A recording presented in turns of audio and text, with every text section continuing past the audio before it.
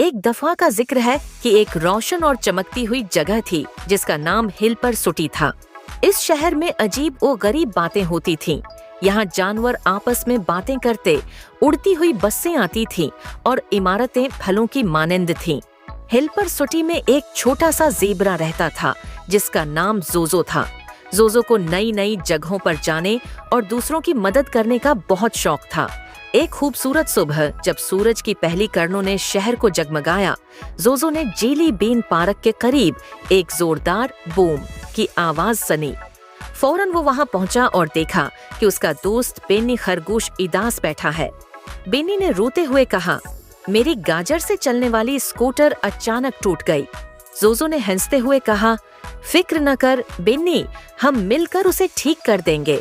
دونوں دوست زوزو کے اسکیٹ بورڈ پر سوار ہو کر چل پے کہ وہ شہر کے مشہور موجد ڈاکٹر بیکی کے پاس جائیں، جو ایک بہت ہی ذہین طوطا تھا۔ راستے میں انہوں نے پولی پینگوئن کی مدد کی جو پھسلتی ہوئی گلی عبور کر رہی تھی، اور مائلو بندر کی گمشدہ قلعے والی ٹوپی بھی ڈھونڈ نکالی۔ ڈاکٹر بیکی کی ورکشاپ پہنچ کر تینوں دوستوں نے مل کر کام کیا۔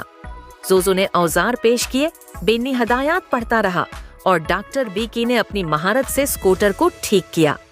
چمک، جھٹکا، زنگ کے آوازوں کے ساتھ اسکوٹر نہ صرف ٹھیک ہوا بلکہ اب وہ اڑ بھی سکتا تھا۔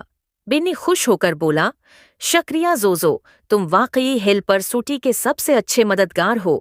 یوں زوزو کو ہلپر سٹی کا مددگار ہیرو کہنا شروع کر دیا گیا اور وہ ہر نئی مہم کے لیے تیار رہتا تھا۔